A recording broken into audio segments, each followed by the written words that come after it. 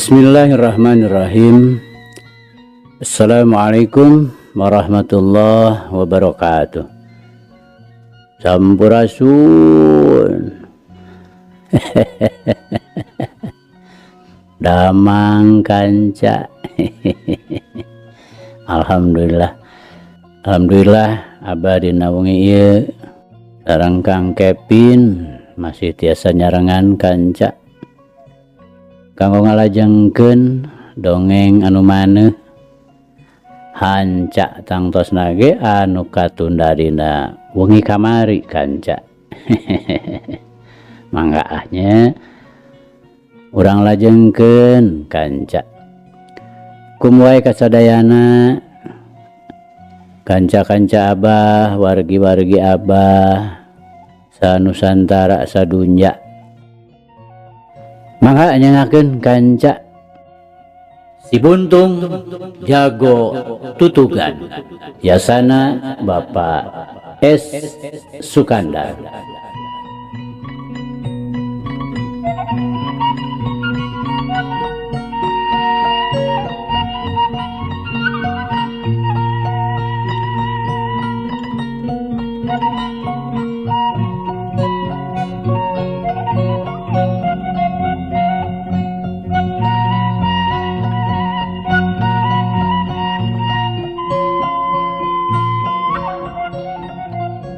Kamari teh kanca parantos dugika mun bisa ngomong cara jalma mah manehna teh meureun ampun-ampunan atawa gogorokan menta tulung ka Andi lantaran lamun Andi norojol sok gancang-gancang dihulag.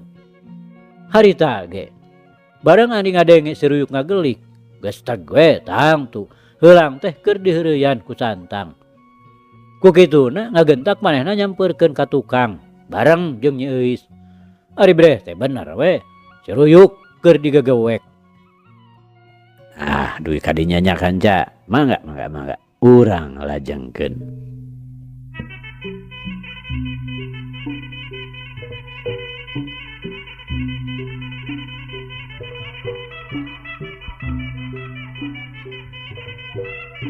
Santang. Kakara ge bieu di papatahan. Lepaskeun. Andi ngahulag setengah nyentak. Neuti dina naon abah. Santang bari ngagentak ngalesotkeun si ruyuk. Gelebar we atuh heulang teh ka palebah Andi. Cre eunteup dina tak-takna. Teu naon kumaha. Sidik keur digagawek.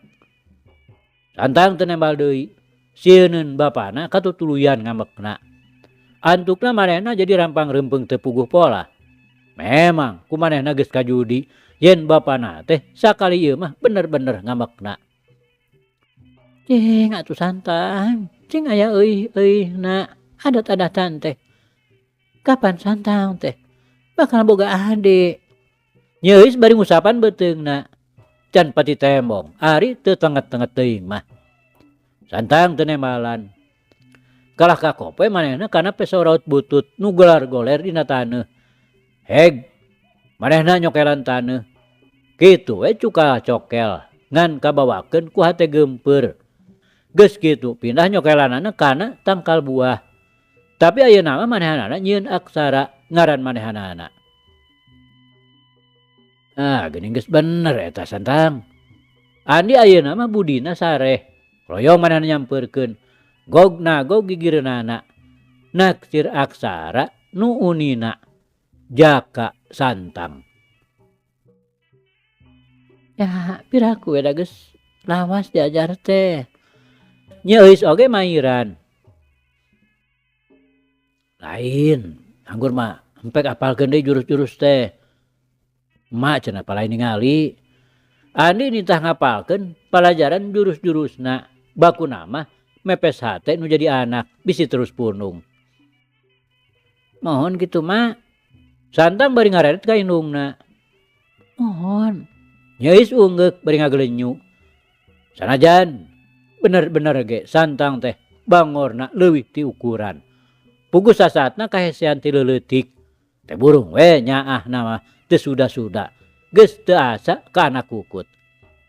Geus kitu mah dar we Santang ngalakukeun jurus-jurus Cimande Buhun jeung Madi. Gerakan nu kumanehna geus dipiboga. Upamana bae gerakan tapak jalak, gerakan heula ngagalaprak, gerakan pangalmuih, kumplit jeung gerakan cakar heulang. Ngan nu ti Aki Musani, nu tacan diajarkeun teh. Lantaran Santang teh tacan sawawa bener umurna. Halus. Ngan eta dina gerakan tapak jalak, beureub katuhu kurang cepet asupna. Andi ngebrehkeun pamujina. Tapi bari ngabenerkeun nu dianggapna kurang merenah. Oge tetah dina gerakan pangalmuih cepet nama geus cukup. Ngan leungeun duanana kudu rapet jeung badan. Ulah saperti tadi muka. Ieu teh ngajaga pikeun nutup kasempetan lawan. Bisi leungeun urang dipake sasaran. Ongkoh deui kana gerakan oge mata kaku we deui. Cing ayeuna coba gerakan cacar bolang. Andi nyarita deui bari teu petot-petot ngebrehkeun pamujina. Kedah nganggo bedog atuh Abah. Santang bari ngaret bapana. Nya teu nanaon. Cing cokot we atuh heula bedog nu leutik we supaya ulah berat teuing. Derdeg we Santang asup ka jero.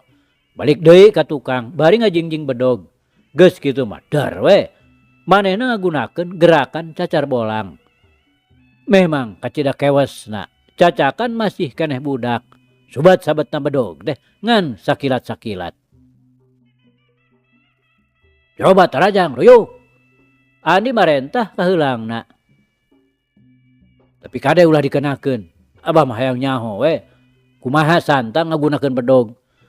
Andi saterusna nyarita ka Santang. Si ruyuk nu memang ngarti, eukeur mah rada keheul meureun ka Santang teh.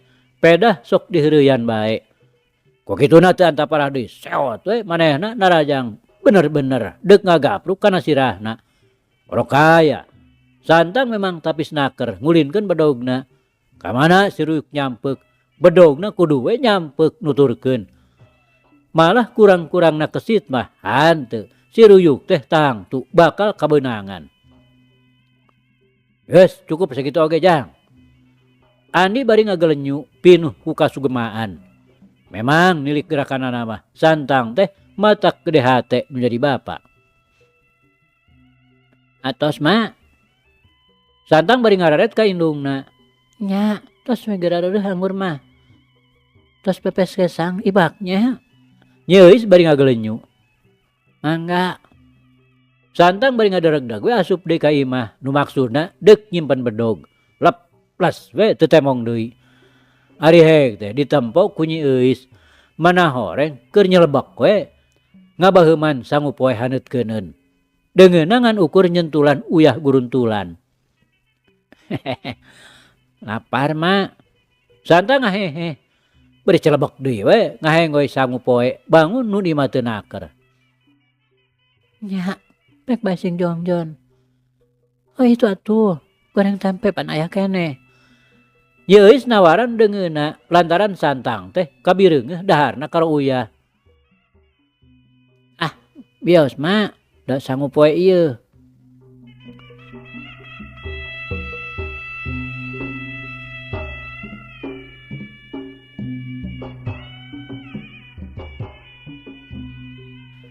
Kancadang Aki Musani nu harita tetep we diuk ditepas. Manehna nyerangkeun ka jero imah. Ngawaskeun Santang. Bari hate mah kacida ngarasa paureunana. Sok sieun adat tabeatna nu goreng teh heg ka bawah gede. Beuh, mun kitu teh matak ngahariwangkeun bener-bener. Ku kituna make aya teretet yen Santang teh deuk dipenta we supaya milu ka manehanana. Lantaran diilik-ilik teh nu jadi bapak ngajarna kawas nu teu pati keras. Komo ku indungna mah bangun nu teu sieun pisan. Buktina waktu tadi di geroan kapan? Teu ngaliek-liek acan. Nembalan mah eta oge nembalan. Tapi ari panon tonggoy kana pangulinanana. Memeh balik dek bae ku Aki Musani dicaritakeun ka Andi yen gitu maksud manehanana. Nyari Andi mah jojo satuju we lantaran pamikirna lamun santang milu ka Akina tantu dina narima pangajaran teh bakal leuwih sampurna. Ora kaya ari Nyi Euis mah temikeun lamun santang kudu salilana cicing di lolohan. Kajaba lamun kalan-kalan mah teu nanaon da puguh sarua keneh aya di kolotna. Ngan ari kudu sandeng-endeng mah tangtu manehna bakal leungiteun. Hanas eta bangorna sarta nalaktakna beunang disebutkeun ngaleuwihan ti ukuran. Tapi da ngaran-ngaran ka anak ih deudeuh we sarta heman nu aya. Paribasana moal luntur ku kaibunan moal laas ku kahujanan. Langgeng abadi moal aya robahna.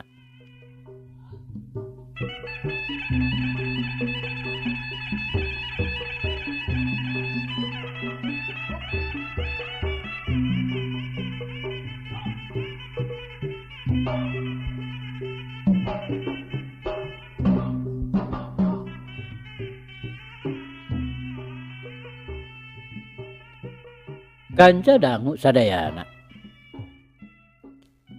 pikeun nu aya patula patalina jeung karna.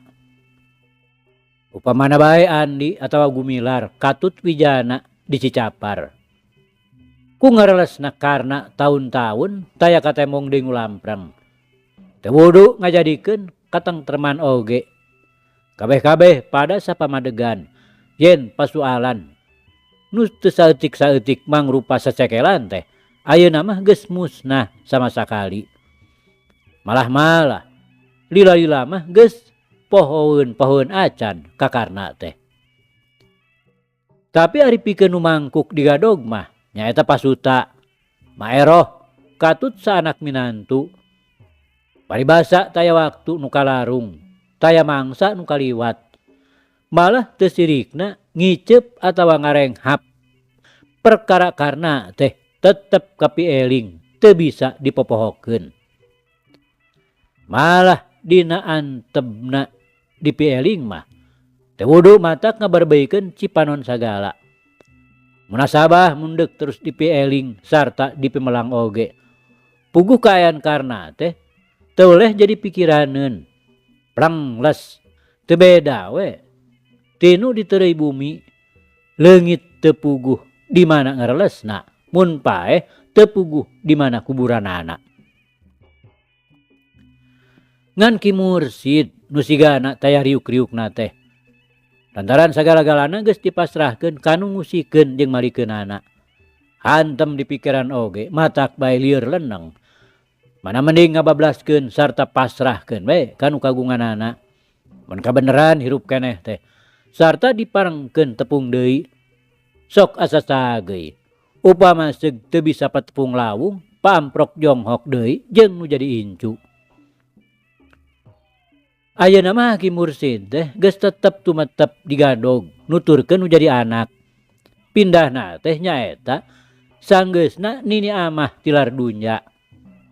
Deuk tetep renggenek di bungbulang ngarasa keung nu lain di kieuna.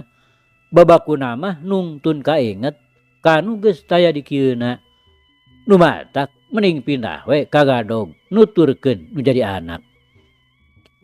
Paingan ceuk paribasa cenah gunung jeung lolongkrangna sanajan padeukeut oge moal bisa patepung deui. Ongko deui memang geus dikersakeun ku Gusti Nu Maha Kawasa saperti dina pamadeganana Aki Mursid. Kanca dangu sadayana kalawan teu disangka-sangka tekung silila ari torojol teh karna ngarongheap datang ka gadog bari mawa pamajikan sarta bari jem dijejeran ku Ki Baduri. Nya pogo we dina emprona teh patepung lawung jeung nu geus sasatna dilapurkeun. Coakna mah geus teu bisa diukur ku saur, direka ku carita. Kumaha kabungahanana pasuta saimah-imah. Nganu tetela cipanonna we ngadadak banjir, lain banjir ku kasedih tapi lantaran limpas na kabungah nu teu bisa ditahan tina bendunganana. Itu ieu ting salegruk bari silih rangkul. Beuki komo ngarasa bungahna teh. Dina datangna ka Gadog bari mawa pamajikan. Malah cenah geus boga anak lalaki kakara hiji ngan teu dibawa lantaran walurat di jalana. Tapi pikeun Aki Mursid papadening atoh oge make jeung ngabogaan rasa hariwang sagala. Eta kumireungeunna Ki Baduri kawas-kawas pangna miluna teh lain samanea. Keur mah deui Aki Mursid teh. Ari rasa mah anu memang kacida awas sarta sekeutna. Panon lahir barang disebutkeun geus lamur. Tapi ari panon batin mah rarasaanana asa beuki tambah cekas, tambah awas. Ogo jalana mah sasata geus natrat. Kagumilar geus kanyahoan karna teh kitu kukubukna. Atuh ka Andi nya kitu keneh. Jadi sok asa mustahil. Upama ayeuna incuna teh taya maksudna anu goreng. Maksud mah deuk nitahan Widarma supaya ngabejaan ka Cicapar atawa ka Cipancar. Lain naon ngan supaya ati-ati. Paribasa sing caringcing pageuh kancing. Saringset pageuh iket. Bisi nu jadi incu aya maksudna nu teu dipikahayang. Oro kaya teu bisa jig lantaran tangtu bakal nimbulkeun kacurigaan pikeun karna mah. Begituna Ki Mursid teh ngan ukur bisa mapatahan we bari rada dibalibirkeun. Ngabarengan hate nu teu weleh nunuhun ka Gusti nu Maha Kawasa supaya nu jadi incu dibalikeun pikirna diloyogkeun hatena kana jalan anu lempeng bener. Kebeneran waktu Widarma balanja ka pasar dayeuh. Harita teh nganteur pamajikanana nu ngabring jeung mirah katut damilah. Kalawan teu disangka-sangka ari gok teh tepung jeung Wijana nu mentas ngirimkeun dagangan areng ka langgananana. Bogo we cacakan di jero pasar mah itu ieu ge pada ngebrehkeun rasa sono sarta kakangeunna. Bari pok we Widarma nyarita yen karna ayeuna geus datang deui ka Gadog. Malah damilah oge diwawuhkeun ka Wijana yen ieu teh pamajikanana karna.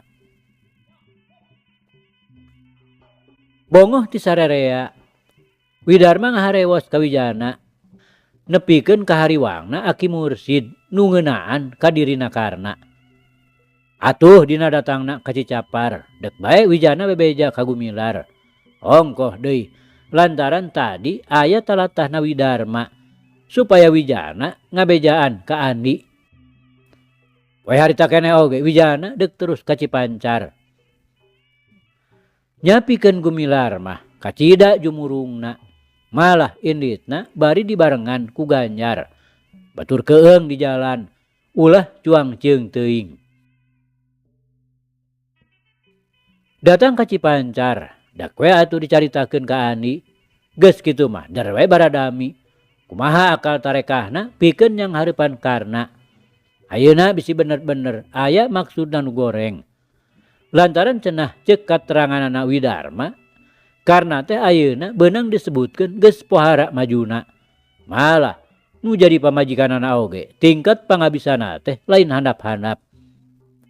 Pangna Widarma bisa nerangkeun kitu lantaran manehna kungsi ngadenge dongengna ti Ki Baduri. Malah cenah ayeuna teh Bah Jamrong oge geus bisa diragragkeun ku karna. Alusna teu kungsi latorojol deui jangdana ngarongheap ti kadungora. Dek we atuh dibawa badami. Lantaran ayeuna mah jangdana teh beunang disebutkeun lain jangdana baheula. Ku kitu teh mah geus ngalakon guguru ka pamardaka. Malah ka Aki Musani oge kungsi. Sanajan dina ngaragrageun elmuna teh henteu dikoredaskeun saperti ka Andi. Tapi jangdana teh ayeuna mah geus cukup bisa diandalkeun makalangan. Kanca dangu sadayana nyoreang kanu di lembur Gadog. Nyaeta di imahna Pasuta. Damilah mah sanggeusna datang ka imah teh langsung we neangan salakina nu harita kabeneran teu nyampak di imah.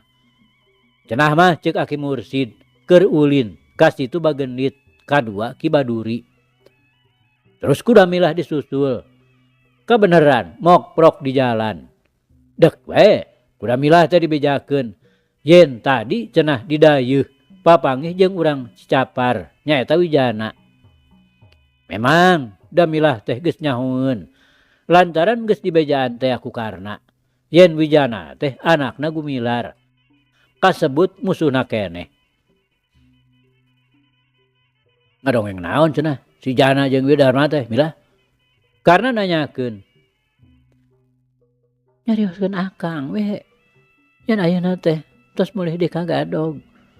Malah Milah oge dibawuhkeun. Atuh nyarita naon-naon deui? Henteu asana mah. Naeuh keun wae atuh. Ta eta si Jana anak lagu Milar teh. Inget keneh beureun Milah ge nya. Kana rurupaanana. Ya kan tenan we. Upami pendak deui teh moal duwi kahilap. Tah manehna teh muridna keneh Aki Ucid Milah. Lantaran baheula kungsi dikukut ku Abah. Sarta saterusna mah dadak-dak we ku karna didongengkeun saperluna. Bakuna mah supaya pamajikanana teu balilu teuing. Naon sababna nu matak adi-adi maranehanana ka Wijana teh bangun nu kacida midulurna. Kapan ieu mah jadi satru kabuyutan. Tapi Milah keun we. Kanu di imah mah ulah geruh. Kakupingan ku Abah mah atau ku Aki moal disatujuan tah maksud urang teh. Karena sanggeusna tamat ngadongengna heg manehna ngawawadian ka pamajikanana. Iraha tukang karna bade dilaksanakeun maksud urang teh. Damilah nanyakeun. Wah nya iraha we. Keun we lah tong gurung gusuh. Engke mah urang ulin we heula kaleles. Deuk manggihan batur akang. Sugan we aya keneh.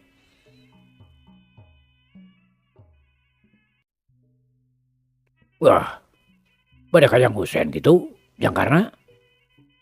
Ki Baduri nyelengkeung nanyakeun. Mohon mang, perlu ku duit. Piraku we teu mere. Wah, dang tos we jang. Komo upami kahayangna teh mah ku urang ditulungan. Ki Baduri bari nyarengeh.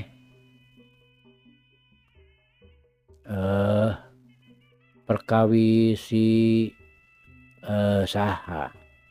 Si Eus teh gitu. Karena bari nginget-nginget lantaran pohoeun deui. Mohon, pamajikanana si Buntung. Ah gampil eta mah. Asal manehna sanggup we mayarna. Tang tos ku urang bakal dilaksanakeun. Naon hesena deuk ngiwat jelema. Ngan ayeuna mah rupina tos silapeun mamang. Ah dukanya. Urang taroskeun we engke ka manehanana. Najan tos teu aya maksa deui oge nya perlu we artos mah urang korowot. Butuh kapan urang teh nyajang. Ki Baduri nyarita bari ngahehe. Kanca dangu. Kawasna ari ku duit mah memang kapincut nya-nya. Da eta we teu kungsi lila karena katut pamajikanana nya kitu deui Ki Baduri. Terus we poe eta keneh arindit kaleles. Ogo we nu didatangan teh atuh lain deui ngarasa bungaheunana. Ari heg teh ditanyakeun tina perkara nya Eus. Mani teu sirikna curing hak jang Husen teh. Ogo sandang-endangna tetep we hatena teh teu daekeun paler, teu beunang dibebenjokeun. Ku curug-curugna boga pamajikan ge tetep we ka nya Eus mah teu poho-poho. Nu hantukna dak bae jang Husen teh ngumahakeun ka karna. Piraku cenah lamun teu bisa nulungan teh. Yah. Gampang perkara eta mah Sen. Sanajan ke peuting ge. Nya Eus teh tangtu bakal bisa jadi Eus si Pangkeng Husen tah. Nganu penting mah kabutuh akang. Tah pangpangna mah kabutuh aceukna. Ku Husein kudu dicumponan. Karena ditungtungan ku ngahehe. Tu tangtos we Kang Karna. Asal nyi euis we tiasa dicanakan dieu. Atuh si buntungna. Upami tiasa mah padaran we sakalian. Sina hirup oge cuma datang tos engkena ngahileudan. Nya pasti Sen, pasti. Karena ngahehe bari ungut-ungutan. Wengi tiasa Kang Karna. Jang Husein mani geus teu sabar we hayang geura nyandingkeun nyi euis. Wah, mani rusuh geuning. Nya bisa bae Sen. Asal pokona mah leuwih gede leureurna. Leuwih gancang hagolosonna nyi euis teh kana lahunan Husein. Karena ngahaha. Ulah sieun Kang Karna. Ceuk Jang Husein berjung cengkat tina diukna. Bus, manehna asup ka pangkengna. Ari kaluar deui bari ngagiwing kongkorong emas aya meureun 10 gram mah beratna.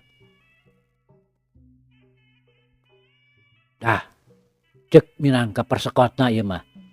Jang Husein nyarita deui bari mikeun kongkorong ka Damilah. Alah, nuhun atuh Jang Husein. Damilah mani giak. Gancang we harita ge kongkorong teh dipake. Duh, ini kontan kitu Sen. Geun lah tong hariwang. Buang ke oge peuting nyi euis teh bakal nyangkoyot dina lahunan Husein. Karena ngahaha deui. Patalakuna mani ngabibitanaker. Wah. Oi Pak Jagra.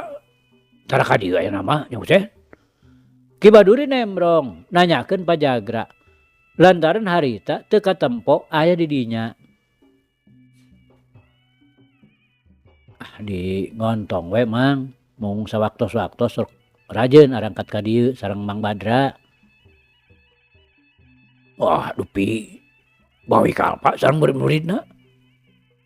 Duh katunya dati waktu sarita teh kuring mah teu penak deui. Araya we panginten di Tajur Sela. Jang Husein bari terus ngahulang bangun keur aya nu dipikiran. Memang teu salah. Lantaran hatena jadi terus manco ka nyi euis. Bari angkeuhanana mah geus kacida ujubna. Yen peuting engke manehna pasti bakal papanganten deui jeung popotonganana. Nu salilana peureum kadeuleu beun tak karasa. Saeutik oge manehna teu boga sangka yen maksudna teh moal sababari kumaha ceuk ajamanana. Lantaran kabeneranana teh keur waktu karna daratang kaleles nu saterusna arunggah ka imahna Jang Husein. Harita teh kakarating pucengis ti Cipancar. Nu maksudna deuk baralik ka Cicapar. Bari deuk nyimpang heula we ka dayeuh sakalian barang beuli. Lantaran tadi beurang teu kaburu poho dumeh papanggih jeung Widarma. Nya puguh we jol-jol ngarasa curiga. Ngan curiga we. Tapi untungna teh boh karna boh Ki Baduri atawa Damilah pisan. Saurang oge taya nu nempoeun. Atuh geus karuhan kitu mah belecet we. Wijana balik deui maksudna deuk bebeja ka Andi. Atuh dina deukna Badami wijana katut Ganjar mutuskeun yen moal balik ka Cicapar poe harita. Tapi deuk terus we mondok di Cipancar. Lantaran bisi karna sabaturna aya karepna nu teu hade. Keun nu di imah mah moal deudeupeun ieu. Lantaran memeh Arindi teh geus ipat-ipatan heula. Mun perlu mah maranehanana teh pasti bakal marondok di Cipancar. Teu kungsi lila torojo di Nyi Tarsiah ti lolohan. Ngahaja nganjang teh ngan samata-mata hayang papanggih jeung Santang.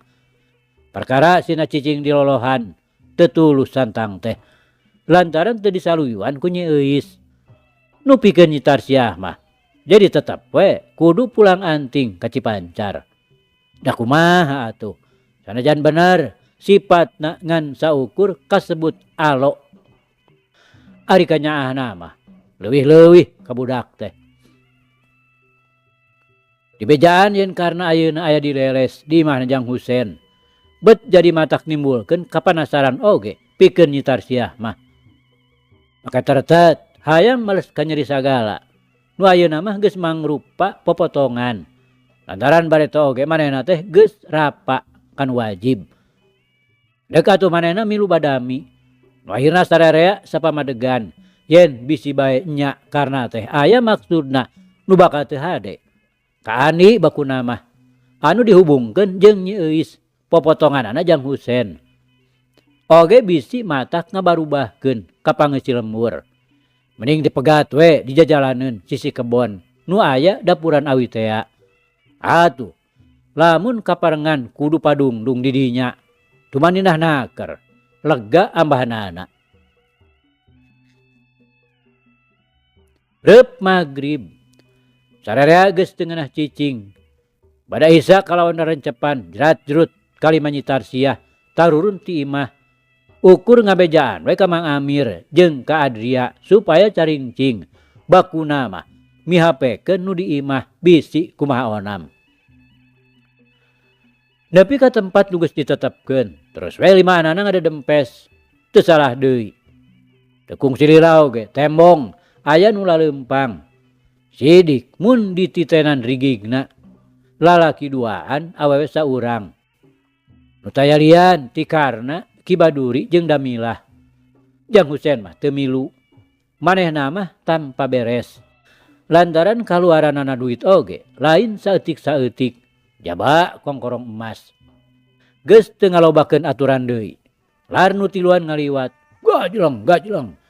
Wijana Andi Nyi Tarsiah laluncatan ngahadang hareupeunana. Andi jang hareup ka Karna. Wijana adu hareupan jeung Ki Baduri minangka malikan deui popotongan. Kapan tilau ge kungsi patutunggalan. Atuh Nyi Tarsiah manco hareupeun Damilah. Ogo sagebragan mah lain deui rareuweuseunana jojol aya nu ngahadang teh. Tapi barang geus tatela yen ieu teh musuh. Dan tapara deui sabrut we karna narajang ka Andi bari dibarengan ku gorowokna nu matak ngendeurkeun jajantung. Ah beneran Andi. Ogus ciraing teh deuk dicorag ku dewek. Memang leuwih ti kabeneran karena lantaran ngahaja ku kaula dipegat di dieu. Geus sono kaula teh. Andi namalang barikat ngawangun gerakan tapak jala. Rokaya karena ayeuna mah bener-bener geus salin jenis ganti sifat. Ngajang elek geus jadi lalaki langit lalanang jagat. Sakilat manehna narik leungeunna jerat luncat bari nyambarkeun dampal sukuna. Cedak. Bincurang Andi beunang dihakan ku dampal suku. Jeeg. Andi deuk labuh. Tapi ngagentak sateka pola mageuhan kuda-kudana supaya ulah nepi ka ngagebru. Rokaya karena geus ngajorelat deui kagigireun Andi bari nyambarkeun peureupna dina benturan jurus padingdang. Andi ngagentak ngalalapkeun badana jorelat. Bari cingogo ngagunakeun gerakan panggal muih. Bari badan mah tetap we dina posisina. Cedak. Bincurang karena ayeuna mah nu beunang dibajeg ku dampal leungeunna. Janoh Sani. Karena gorowok bari rikat ngajaul ngagunakeun gerakan jeler kasaatan. Untuk ngejat karena Andi jorowok bari sakilat nyusul tepus. Yeuh. Jurus landak nu beros gunung ngabales dur nu diwangun ku leungeun katuhu. Jerat. Andi kagigir deuk ngayakeun gempuran tina lolongkrang nu kosong. Andi ngagentak ngarobah gerakan jurusna ku gerakan solendang mayang. Lantaran ari badana mah tetep dina posisina. Atuh karna nu memang harita teh ngajorelat kakatuhun Andi. Manehna geus cukup surti kana kahebatanana gerakan solendang mayang. Ku kituna ngagentak manehna ngajorelat deui ka tukangan Andi nu maksudna deuk ngayakeun gempuran ti tukangeunana.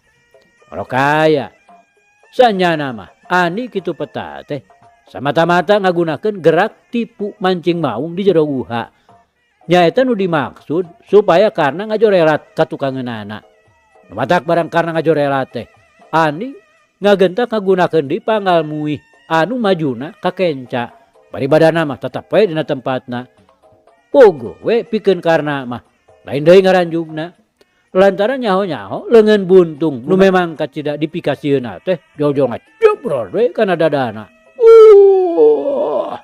karena ngagerung bari badanna ngageblag ka tukang karasa karena andi nyorowok bari ngagentak nyusul tepus ku hiji tonjokan nu dijojo sirah karna supaya ulah bisa ojah deui.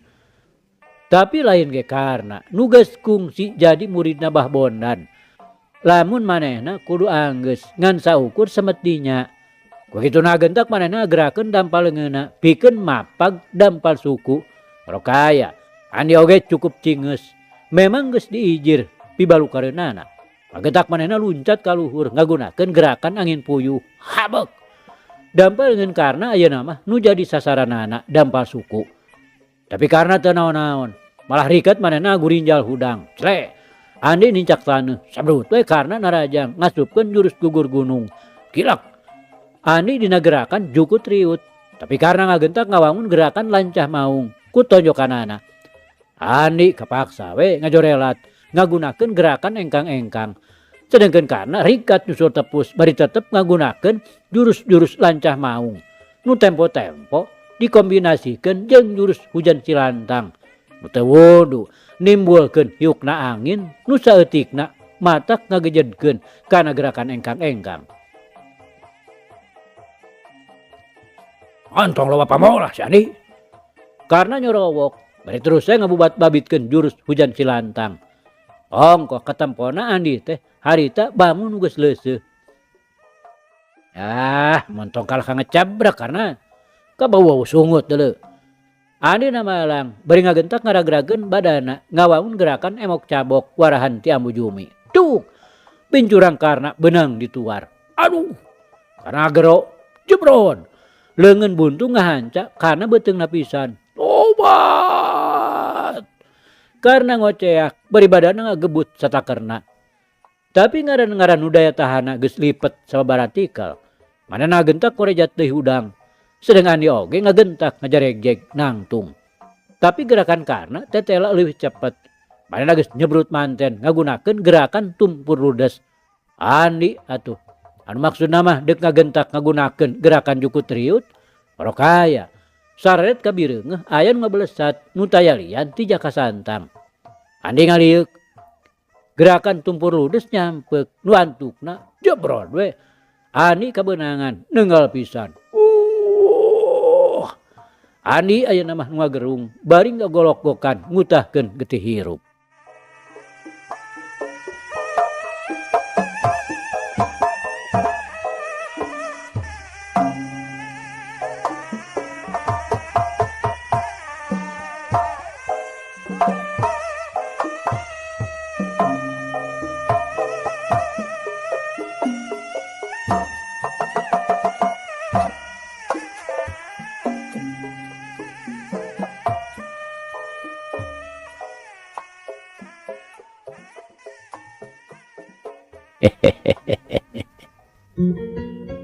Aduh kanca cak.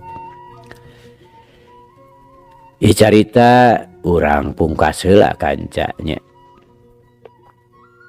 Insyaallah enjing jaga ninggeto. Ieu hanca urang lajengkeun deui. Muga urang aya dina kasehatan bari aya dina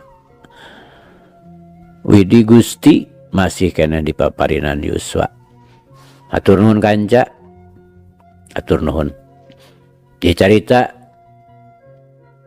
urang tunda di hanjuang siang, teunden di handeulem sieum. Paragi nyokot ninggalkeun mangsa datang samper deui. Hatur nuhun, hatur nuhun. Hapunten, hapunten. Wabillahi taufik wal hidayah. Wassalamualaikum warahmatullahi wabarakatuh.